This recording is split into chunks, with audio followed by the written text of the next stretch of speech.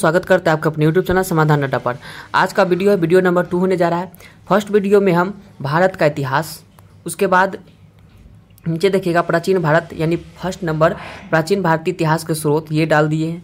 ऋग्वेद को अच्छा से समझा करके याद करा करके पिछले वाला वीडियो में डाला गया है। अगर वो नहीं देखे हैं तो आप लोग देख सकते हैं। उसके बाद जो वेद है वो यजुर्वेद को डाल दिया गया है। आज जो होगा सामवेद से होगा, सामवेद। तो चलिए शुरू करते हैं सामवेद के बारे में। सामवेद का जो शाब्दिक अर्थ होता है वो गान होता है। सामवेद का मतलब है क्या होता है? गान। इसमें जो भी आएगा वो संगीत से संबंधित आएगा। इस वेद में मुख्यतः यज्ञों के अवसर पर गाए जाने वाले ऋचाओं मंत्रों का संकलन है। इसके पाठकर्ता को उद्गार्थ कहते हैं। इसका संकलन ऋग्वेद पर आधारित है। इसमें 1810 सूक्त है जो प्रायः ऋग्वेद से लिए गए हैं। तो ऋग्वेद में कितना था? 1028 था सूक्त, 1028 था ऋग्वेद में। इसमें कितना है? 1810 सूक्त है। इसे भारतीय संगीत का जनक कहा जाता है। किसे? तो सामवेद को भारतीय संगीत का क्या कहा जाता है? जनक कहा जाता है। सामवेद को भारतीय संगीत का जनक कहा जाता है। आगे देखिए नोट में, यजुर्वेद तथा सामवेद में किसी भी विशिष्ट ऐतिहासिक घटना का वर्णन नहीं मिलता। यानी कि कहने का मतलब जैसे कि अपना पाटलिपुत्र का वर्णन किस वेद में है? तो ऋग्वेद और अथर्ववेद में है। तो ऋग्वेद और अथर्ववेद में यानी चौथा वेद में ऐतिहासिक घटना का वर्णन मिलता है, लेकिन यजुर्वेद और सामवेद में नहीं मिलता है। क्लियर हो गया? चलिए अब देखते हैं अथर्ववेद। अथर्ववेद देखिएगा, अथर्वा ऋषि द्वारा रचित इस वेद में कुल 731 मंत्र तथा लगभग पद कितना है? तो 6000। इसके कुल मंत्र ऋग्वैदिक मंत्रों से भी प्राचीन है। यानी करे का मतलब ऋग्वैदिक मंत्रों से भी प्राचीनतम इसका जो मंत्र है वो है। कितना मंत्र है? तो 731 मंत्र है। औषधियों का उल्लेख सबसे पहले अथर्ववेद में मिलता है। यानी जो भी जादू टोना औषधि ये सब होगा ना, वो किस वेद में आएगा? तो अथर्ववेद में आएगा। चलिए, ऐतिहासिक दृष्टि से अथर्ववेद का महत्व इस बात पर है कि इसमें सामान्यतः मनुष्य के विचारों तथा अंधविश्वास पर आधारित है। अभी बताया जादू टोना वाला बात। पृथ्वी सूक्त अथर्ववेद का प्रतिनिधित्व सूक्त माना जाता है। जो पृथ्वी सूक्त है वो क्या है? अथर्ववेद का प्रतिनिधित्व सूक्त माना जाता है। इसमें मानव जीवन के सभी पक्षों, गृह निर्माण, कृषि की उत्पत्ति, व्यापारिक मार्ग का गहन मतलब होता है खोज, रोग निवारण, समन्वय, विवाह तथा परिणय गीतों, राजभक्ति, राजा का चुनाव, बहुत से वनस्पति एवं औषधियों, साप, वशीकरण, प्रायश्चित, मातृभूमि, महात्म्य आदि का विवरण दिया गया है। कुल मंत्र में जादू टोना का वर्णन है। यानी कि कुल मंत्र में क्या है? तो जादू टोना का वर्णन है। कुल जो मंत्र है उसमें क्या है? जादू टोना का वर्णन है। तो जादू टोना किस वेद से संबंधित है? तो अथर्ववेद से संबंधित है। आगे देखिए, अथर्ववेद में परीक्षित को कुरुओं का राजा कहा गया है तथा कुरु देश की समृद्धि का अच्छा चित्रण मिलता है। इसमें यानी अथर्ववेद में सभा एवं समिति को प्रजापति की 2 पुत्री कहा गया है।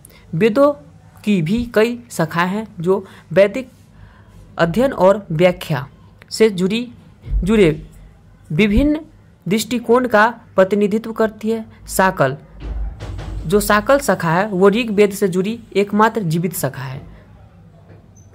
तो यहाँ पूछ सकता है कि जो शाखा है वो कैसी शाखा है? तो जीवित शाखा है। ऋग्वेद को शुक्ल यजुर्वेद और कृष्ण वेद को शुक्ल यजुर्वेद और कृष्ण यजुर्वेद 2 शाखाओं में बांटा गया है। ये जो यजुर्वेद है, यजुर्वेद को शुक्ल यजुर्वेद और कृष्ण यजुर्वेद में बांटा गया है। लेकिन यह किस वेद के हिस्सा है? तो अथर्ववेद में दिया गया है। ठीक है, यहाँ से ये ध्यान में रखना होगा। चलिए आगे चलते हैं। मध्य दिन कानव शुक्ल यजुर्वेद अथवा वाजसनेय संहिता की शाखाएं हैं। कृष्ण यजुर्वेद से जुड़ी शाखाएं काष्ठक, कनिष्ठल, मैत्रायनी और तैत्तिरीय है। कैथुम, रनायनीय एवं जैमिनीय या तलवकार सामवेद की शाखाएं हैं। अथर्ववेद की शाखाएं शौनक और पैम्पलाद है। जो अथर्ववेद की शाखा है वो क्या है? शौनक और पेम्पलाद है। यहाँ से क्लियर, उसको रिपीट कर लीजिएगा एकदा, याद हो जाएगा। सबसे प्राचीन वेद ऋग्वेद और सबसे बाद का वेद क्या है तो अथर्ववेद है, जिसमें ऐतिहासिक वर्णन दिया गया है। चलिए आगे चलते हैं। ब्राह्मण, आरण्यक और उपनिषद, ये तीन को इसमें देखेंगे। संहिता, संहिता क्या होता है तो संहिता जो होता है ना वो चारों वेद को मिलाने से क्या बनता है तो संहिता बनता है। तो वह बोल रहा है कि जो वेद के बाद यानी कि संहिता के पश्चात यानी बाद ब्राह्मणों, आरण्यक तथा उपनिषदों का स्थान है। इनसे उत्तर वैदिक कालीन समाज एवं संस्कृति के विषय में जानकारी प्राप्त होती है। ब्राह्मण ग्रंथ वैदिक संहिता की व्याख्या करने के लिए गद्य में लिखे गए हैं। प्रत्येक संहिता के एक अलग अलग ब्राह्मण ग्रंथ है जिसे सारणी में दिए गए हैं। देखिए इसको देख लेते हैं पहले, वेद और ब्राह्मण ग्रंथ। तो ऋग्वेद को इसको याद रखेंगे एक से याद रखेंगे। एक से क्यों याद रखेंगे, क्योंकि ए से होता है ऐत्रेय और कौ से होता है कौस्तकी। एक उसके बाद यजुर्वेद को सत लिखेंगे, सत यानी सतपथ और तैत्रेय, सतपथ और तैत्रेय हो जाएगा इसका, ठीक है। और उसके बाद सामवेद को पंचविश, सामवेद को पंचविश और अथर्ववेद को गोपथ याद रखेंगे। यहाँ से क्लियर हो गया। चलिए इन ब्राह्मण ग्रंथ में से हमें परीक्षित के बाद यानी इन ब्राह्मण ग्रंथ से हमें परीक्षित के बाद और बिंबिसार के पूर्व की घटनाएं का ज्ञान प्राप्त होता है। अब देखिए यहाँ परीक्षित है ना, परीक्षित कौन था तो परीक्षित अर्जुन का पौत्र था और महाभारत जानते हैं ना, अर्जुन का पौत्र, और अभिमन्यु का कौन था तो पुत्र था परीक्षित। उसी के बाद और बिंबिसार के पूर्व घटनाओं ब्राह्मण ग्रंथ में वर्णित है। ऐत्रेय में राजाभिषेक के नियम एवं कुछ प्राचीन राजाओं के नाम दिए गए हैं। यानी कि जो ऐत्रेय है उसमें क्या है राजाभिषेक के नियम और कुछ राजाओं के नाम दिए गए। शतपथ में क्या है गंधार, शाल्य, कैकेय, कुरु, पंचाल, कौशल, विदेह आदि राजाओं का उल्लेख मिलता है। वैदिक साहित्य में ऋग्वेद के बाद शतपथ ब्राह्मण का स्थान आता है। यहाँ से क्वेश्चन निकल गया कि जो वैदिक साहित्य में ऋग्वेद के बाद शतपथ ब्राह्मण का स्थान आता है। आरण्यक में यज्ञ से जुड़े कर्मकांडों की दार्शनिक और प्रतीकात्मक अभिव्यक्ति है। यानी आरण्यक में यज्ञ से जुड़े कर्मकांडों की दार्शनिक और प्रतीकात्मक अभिव्यक्ति है। आगे देखिएगा उपनिषदों की संख्या 108 है। उपनिषदों की संख्या कितना 108 है, जिसमें 13 को मूलभूत उपनिषदों की श्रेणी में रखा गया है। इसमें यज्ञ से जुड़े दार्शनिक विचार, शरीर, ब्रह्मांड, आत्मा, ब्रह्म की व्याख्या की गई है। ठीक है, चलिए आगे चलते हैं। आगे देखिएगा स्त्री की सर्वाधिक गिरी हुई स्थिति मैत्रिणी संहिता से प्राप्त होती है, जिसमें जुआ और शराब की भांति स्त्री को पुरुष का तीसरा मुख्य दोष बताया गया है। शतपथ ब्राह्मण में स्त्री को पुरुष की अर्धांगिनी कहा गया है। शतपथ ब्राह्मण में स्त्री को पुरुष की क्या कहा गया है अर्धांगिनी कहा गया है। आगे देखिए इंपॉर्टेंट है ये भी। जलालोपनिषद में चारों आश्रम का उल्लेख है। चारों आश्रम का जो उल्लेख है वो किस उपनिषद में है तो जलालोपनिषद में है। स्मृति ग्रंथ में सबसे प्राचीन एवं प्रमाणित स्मृति मनुस्मृति है।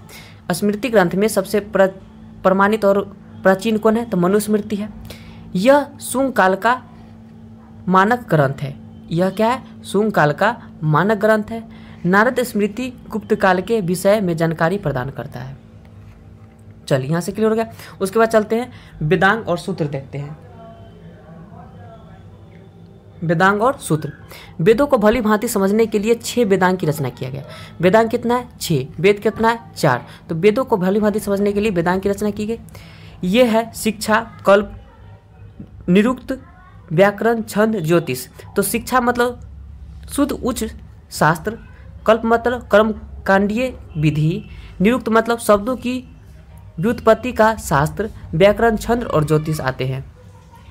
आगे देखिए वैदिक साहित्य को अक्षुण्ण बनाए रखने के लिए सूत्र संहिता का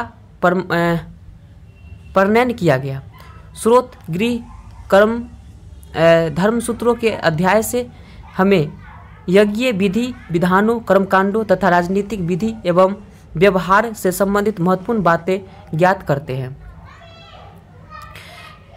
प्रमुख सूत्रकारों में गौतम, बोधायन, अपस्तंभ, वशिष्ठ आदि के नाम विशेष रूप से उल्लेखनीय है। आगे देखिएगा, सूत्रों में गौतम धर्मसूत्र सबसे प्राचीन माना जाता है। सूत्रों में जो गौतम धर्मसूत्र है वो सबसे प्राचीन माना जाता है। यहाँ से क्लियर हो गया। अब देखिए पुराण। भारतीय ऐतिहासिक कथाओं का सबसे अच्छा क्रम विवरण पुराणों में मिलता है। तो पूछ देगा कि भारतीय ऐतिहासिक कथाओं का सबसे अच्छा क्रम विवरण किसमें मिलता है, तो पुराणों में मिलता है। अब देखिए कुछ पुराण और वंश है उसको देखेंगे। विष्णु पुराण मौर्य वंश से, मत्स्य पुराण सातवाहन आंध्र सातवाहन वंश से, वायु पुराण गुप्त वंश से। तो विष्णु पुराण मौर्य वंश से, विष्णु पुराण मौर्य वंश से, गुप्त मत्स्य आंध्र सातवाहन वंश से, और वायु पुराण गुप्त वंश से, वायु पुराण गुप्त वंश से। क्लियर। इसके रचयिता लोमहर्ष तथा उसके पुत्र उग्रशर्मा माने जाते हैं। तो पुराण की रचयिता कौन है, तो लोमहर्ष या उसके पुत्र उग्रशर्मा। 5 मत्स्य पुराण, वायु पुराण, विष्णु पुराण, ब्राह्मण पुराण और भागवत में ही राजाओं की वंशावली पाई जाती है। चलिए यहाँ से क्लियर हो गया। नोट में देखिएगा, पुराणों में मत्स्य पुराण सबसे प्राचीन एवं प्रमाणित पुराण है। पुराणों में मत्स्य पुराण सबसे प्राचीन और प्रमाणित पुराण है। अधिकतर पुराण सरल संस्कृत श्लोक में लिखे गए हैं। स्त्रियां तथा शूद्र जिन्हें वेद पढ़ने की अनुमति नहीं थी वे भी पुराण सुन सकते थे, यानी पढ़ नहीं सकते थे लेकिन सुन सकते थे। पुराणों का पाठ पुजारी मंदिर में किया करते थे, यानी पुराणों का जो पाठ है वो पुजारी कहाँ किया करते थे, मंदिर में किया करते थे। सामाजिक एवं सांस्कृतिक दृष्टि से अग्नि पुराण का काफ़ी महत्व है। जो अग्नि पुराण है उसका काफ़ी महत्व है, किसके दृष्टि से, सामाजिक और सांस्कृतिक दृष्टि से। क्लियर हो गया। जिसमें राजतंत्र के साथ साथ कृषि संबंधित विवरण भी दिया गया है। आगे देखेंगे अब बौद्ध, जैन एवं अन्य साहित्य। यहाँ से इम्पोर्टेंट क्वेश्चन आ जाता है, ध्यान से सुनिएगा। जातक में बुद्ध की पुनर्जन्म की कहानी वर्णित है, यानी जातक में क्या है, तो बुद्ध के पुनर्जन्म की कहानी वर्णित है। हीनयान का प्रमुख ग्रंथ कथावस्तु, जिसमें महात्मा बुद्ध का जीवन चरित्र अनेक कथाओं के साथ वर्णित है। जैन साहित्य को आगम कहा जाता है। यहाँ से क्वेश्चन दे देता है, जैन साहित्य को क्या कहा जाता है, आगम कहा जाता है। जैन धर्म का प्रारंभिक इतिहास कल्पसूत्र से ज्ञात होता है। जैन ग्रंथ भगवती सूत्र से महावीर के जीवन कृतियों तथा अन्य समकालिकों के साथ उसके संबंधों का विवरण मिलता है। आगे देखिएगा, अर्थशास्त्र के लेखक चाणक्य, अर्थशास्त्र के लेखक चाणक्य या कौटिल्य से विष्णुगुप्त कहा जाता है। यह 15 अधिकरणों एवं 180 प्रकरणों में विभाजित है। इसमें मौर्यकालीन इतिहास की जानकारी प्राप्त होती है। मौर्यकालीन इतिहास की जानकारी प्राप्त होती है। अनुवाद शाम शास्त्री, अनुवाद कौन किए, तो शाम शास्त्री। अनुवादक कौन है, शाम शास्त्री। आगे देखिए, संस्कृति साहित्य में ऐतिहासिक घटनाओं का क्रमबद्ध लिखने का सर्वप्रथम प्रयास कलहन के द्वारा किया गया। यानी कि यहाँ से इम्पोर्टेंट क्वेश्चन निकल जाएगा कि सांस्कृतिक साहित्य में ऐतिहासिक घटनाओं को क्रमबद्ध लिखने का सर्वप्रथम प्रयास किसने किया, तो कलहन ने किया। कलहन द्वारा रचित पुस्तक राजतरंगिणी, कलहन द्वारा रचित पुस्तक कौन है, तो राजतरंगिणी है। राजाओं की नदी। इस ग्रंथ में 8 सर्ग है जिन्हें तरंगों की संज्ञा दी गई है। इसमें प्रारंभ से लेकर 12वीं सदी तक के कश्मीर के शासकों का वर्णन है। किसमें, तो राजतरंगिणी में। किसके द्वारा रचित है, तो कलहन द्वारा। अरबों की संग विजय का वृत्तांत चचनामा के लेखक अली अहमद में सुरक्षित है। चचनामा लेखक कौन है, अली अहमद। चलिए अब आगे चलते हैं। अष्टाध्यायी के लेखक कौन है, तो पाणिनि है। अष्टाध्यायी के लेखक कौन है, तो पाणिनि है। यह संस्कृत भाषा व्याकरण की प्रथम पुस्तक है। संस्कृत भाषा व्याकरण की प्रथम पुस्तक है। संस्कृत भाषा व्याकरण की क्या है, यह प्रथम पुस्तक है। लेकिन जो राजतरंगिणी था उसमें क्या, सांस्कृतिक साहित्य में ऐतिहासिक घटनाओं का क्रमबद्ध उसमें लिखा गया है। चलिए आगे देखिएगा। आयकर है कि ये मौर्य के पहले का इतिहास तथा मौर्ययुगीन राजनीतिक व्यवस्था की जानकारी प्रदान प्राप्त होती है। नोट, अष्टाध्याय में पहली बार लिपि शब्द का प्रयोग किया गया। अष्टाध्याय में पहली बार लिपि शब्द का क्या किया गया, प्रयोग किया गया। तो आज का वीडियो इतना ही तक समाप्त होता है। फिर मिलते हैं अगले वीडियो में, तब तक के लिए वीडियो देखने के लिए बहुत बहुत धन्यवाद।